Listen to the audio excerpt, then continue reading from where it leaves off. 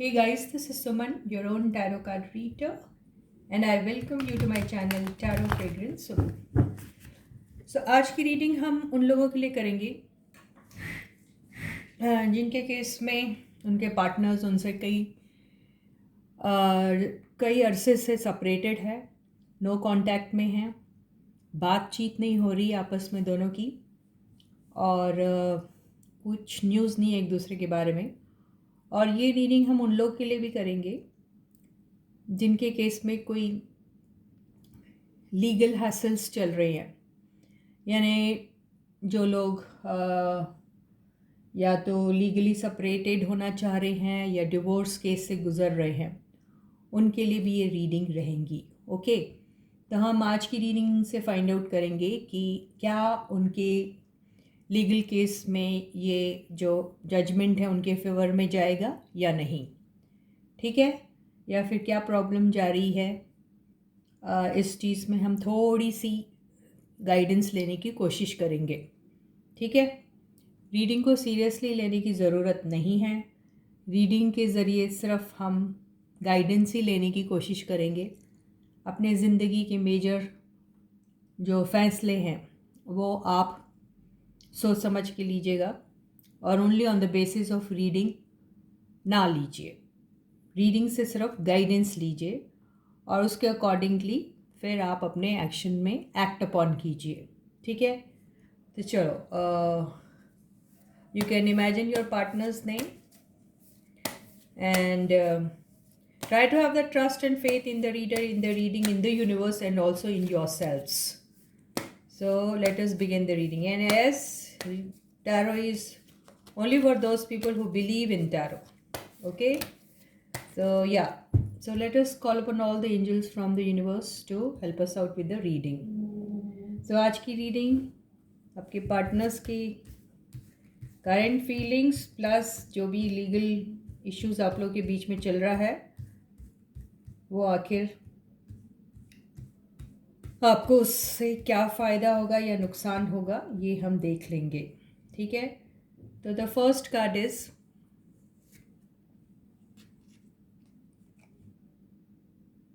Seven of cups, second card is two of cups, third card is justice. Legal हम बोल रहे थे और लीगल का कार्ड आ गया। Fourth card is the strength,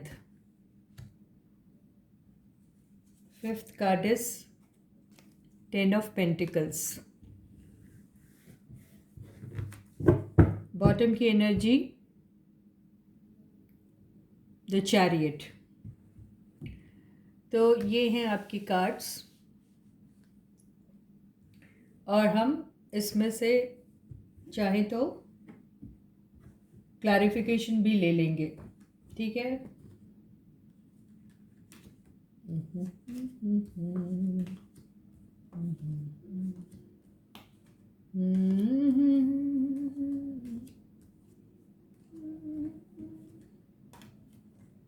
हुस्न की बात चली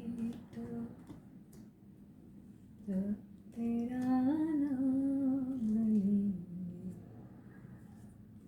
एक दो। ओके, तो ना यहाँ पे नीचे की एनर्जी तो बहुत क्लियर तरीके से बता रही है आपके केस में क्या होने वाला है, राइट गाइस। तो हम यहाँ से ही सारी एनर्जी जो है पढ़ेंगे। तो seven of cups first card, second card two of cups, third card आपका द जस्टिस, फोर्थ कार्ड जो है आपका स्ट्रेंथ कार्ड है, और फिफ्थ कार्ड जो है वो आपका टेन ऑफ पेंटिकल्स है, ठीक है। बॉटम की एनर्जी में आपको चैरियट मिला था, ठीक है। और यहाँ पर सेवन ऑफ कप से ऐसा दिखाई दे रहा है कि अभी फ़िलहाल आप लोगों के केस में काफ़ी कन्फ्यूजन है। आप जब दोनों मिले थे या आप जब दोनों एक हुए थे तो एक म्यूचुअल अट्रैक्शन था दोनों को, और काफ़ी अच्छी अंडरस्टैंडिंग और बॉन्डिंग भी थी आपकी। आप एक दूसरे को बहुत अच्छे से समझते थे, काफ़ी इक्वल गिव एंड टेक भी हुआ करता था उसमें, और एक तरीके से आप एक कंप्लीट फैमिली थे, जहाँ पर आप एक दूसरे का सिर्फ सपोर्ट ही नहीं थे, लेकिन एक दूसरे की स्ट्रेंथ भी हुआ करते थे। यहाँ पर एक आप दोनों के मामले में एक बंदा ऐसा हो सकता है जो थोड़ा या तो फिर कंट्रोलिंग होगा, या फिर एक बंदा ऐसा था जो बहुत ज़्यादा पैम्परिंग और बहुत ज़्यादा केयर एक्सपेक्ट करता था या करता है, या तो फिर एक बंदा ऐसा होगा जो बहुत लविंग एंड गिविंग एनर्जी का है, और एक बंदा ऐसा है जिसको बहुत एंगर मैनेजमेंट की बहुत प्रॉब्लम है, और मूड स्विंग्स उनके बहुत होते हैं, और जो दूसरा बंदा है वो उनको बस उनके एंगर को मैनेज करना, उनके मूड्स को संभालना, बस वही करता रहता है। और जो दूसरा बंदा है उसे सिर्फ नखरे दिखाने आते हैं और दूसरा कुछ नहीं करना आता है। तो यहाँ पे ये इम्बैलेंस दिखाई दे रहा है। तो और 10 ऑफ पेंटिकल से ऐसा समझ में आ रहा है कि आप या तो जॉइंट फैमिली में रहते हैं, जहाँ पर काफ़ी अबंडेंस है, सब कुछ है, और पैसा, मटेरियलिस्टिक चीज़ें सब कुछ है, लेकिन वहाँ पर अब जो मामला है वो थोड़ा इम्बैलेंस हो रहा है। इस पत्ते से समझ में आ रहा है, इस कार्ड से, कि थोड़ा मामला जो है वो इम्बैलेंस हो रहा है, और वो इम्बैलेंस की जो वजह है वो है इमोशंस। अब यहाँ इमोशंस ऐसा हो रहा है कि जो इमोशंस एक दूसरे के लिए थे, जो म्यूचुअल इमोशंस थे एक दूसरे के लिए, जहाँ पर आप दोनों एक दूसरे के लिए काफ़ी लॉयल थे, वहीं पर किसी एक पर्सन की या दोनों पर्सन की भी हो सकती है एनर्जी जो है इमोशंस को लेकर, वो कहीं और इन्वेस्ट होनी शुरू हो गई। ठीक है, तो वो एनर्जी जो उनकी इन्वेस्ट हो रही है कहीं और इमोशंस के मामले में, वो कोई बंदा भी हो सकता है XYZ, या फिर वो उनका काम हो सकता है जो आपकी बजाय उधर ज़्यादा इन्वेस्टमेंट डिमांड कर रहा है, ये हो सकता है। तो इसी चीज़ को लेके आप दोनों के बीच में काफ़ी इम्बैलेंसेस हो गए हैं। कुछ के केस में यहाँ पर ये जो इसको ज़रा कर ही लेते हैं हम क्लैरिफाई 10 ऑफ पेंटिकल्स को। ओके,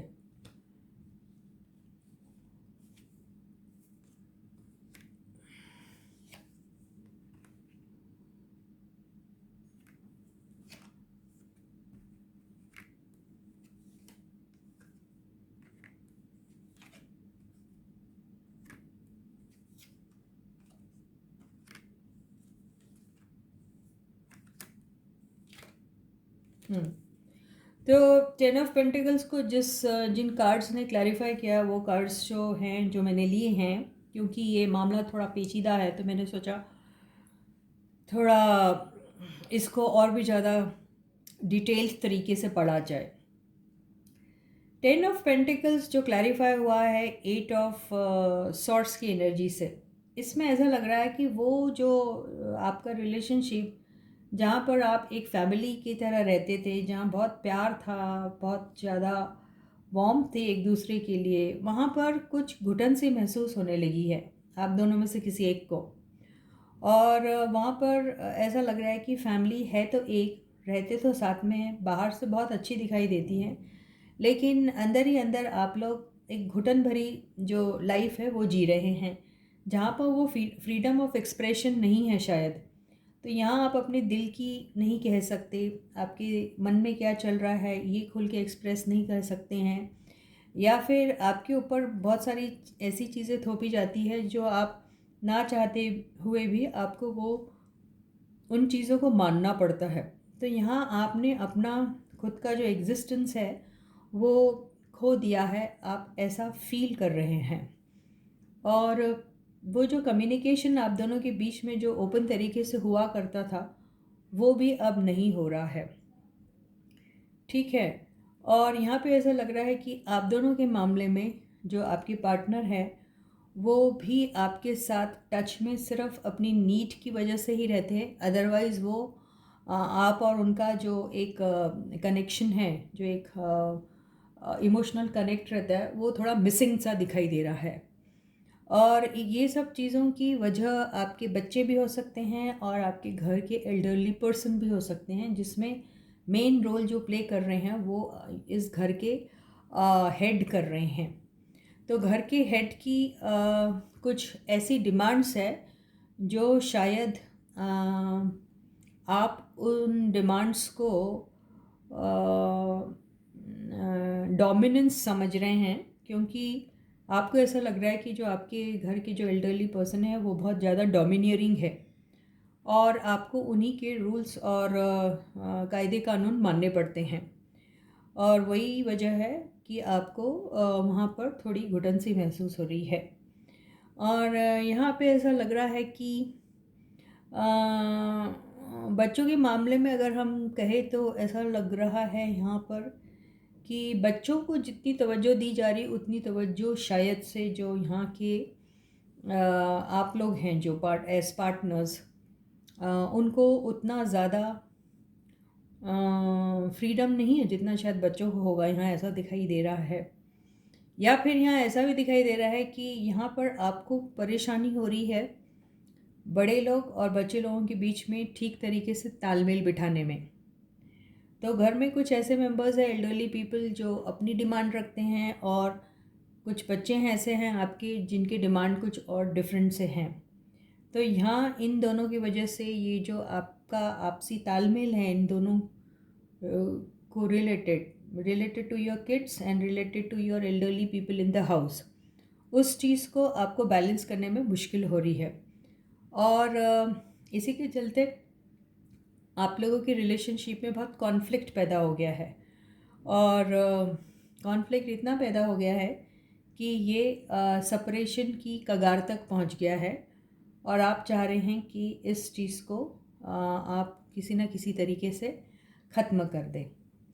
लेकिन आप चूँकि एक ऐसी फैमिली को बिलोंग करते हैं जो एक रिनाउंड टाइप की फैमिली है, जहाँ पर ऐसे देखा जाए तो किसी भी चीज़ की कमी नहीं है। कमी यहाँ पर अगर कुछ आ रही है तो यहाँ पर मिसकम्युनिकेशन की वजह से, और ओपन कम्युनिकेशन नहीं हो पा रहा इस वजह से, या फिर किसी के डोमिनेंस की वजह से यहाँ पर इस किस्म की कॉन्फ्लिक्ट्स, मेंटल कॉन्फ्लिक्ट्स पैदा हो रहे हैं।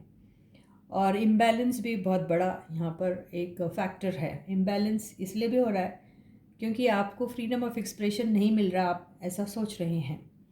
ठीक है, तो बावजूद इसके आप किसी न किसी तरीके से इस रिलेशनशिप को फिर से रिवाइव करना चाह रहे हैं।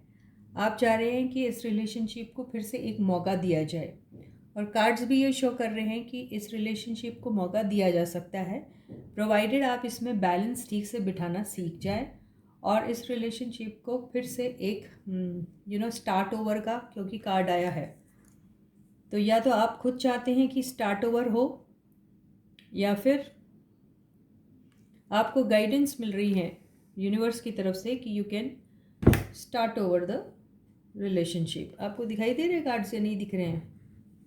देखिए, ये जो कार्ड्स हैं यहाँ पे ये इस तरीके से क्लैरिफाई हुआ था, ये सारी चीज़ें। ठीक है, ये ठीक है, आप दिखाई दे रहे हैं कार्ड्स? ये हैं। ठीक है, तो आप में से किसी एक को एटीट्यूड का बहुत प्रॉब्लम है। ठीक है, और फैमिली ऐसी है जहाँ पर I don't think so you have any problem related to your finances and all. Monetarily आप काफ़ी स्ट्रांग है।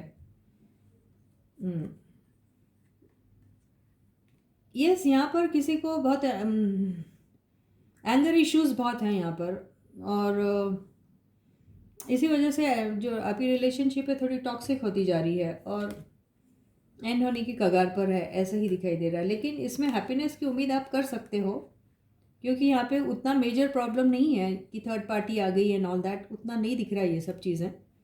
तो इसमें इस रिलेशनशिप में वापस से एक नया तड़का लग सकता है आप चाहें तो, क्योंकि आप लोग मैरिड हो और अगर इसमें कमिटमेंट की अगर किसी वजह से कमी आ गई है तो वो वापस से आ सकती, क्योंकि आप आपका कनेक्शन जो था स्टार्टिंग में जो शुरू हुआ था वो बहुत ही अच्छा था, बहुत डिवाइन टाइप का था, खूबसूरत था। लेकिन वो अब ये सब इम्बैलेंसेस की वजह से जो है वो थोड़ा सा कड़वा हो गया, और उसमें इस आप लोगों को अपने रिलेशनशिप में अपने अंदर बहुत सारे ट्रांसफॉर्मेशन लाने पड़ेंगे, आपको भी आपके पार्टनर को भी। तो यहाँ ट्रांसफॉर्मेशन की बहुत ज़रूरत है। तो आपके जो सेट पैटर्न्स जो हैं उनको आप चेंज कर दीजिए और थोड़ा कॉम्प्रोमाइजिंग मूड में आ जाइए, जिसकी वजह से छोटे मोटे चेंजेस के यूज़ से ही आप अपनी इस रिलेशनशिप को फिर से नई सिरे से स्टार्ट कर सकते हैं। तो रिलेशनशिप में वर्क करने की ज़रूरत है। अगर आप वर्क करोगे तो ये आपका रिलेशनशिप दोबारा रिवाइव हो सकता है, और ये रिश्ता हमेशा ख़त्म होने से बच सकता है। यही एडवाइस आपको दी जा रही है।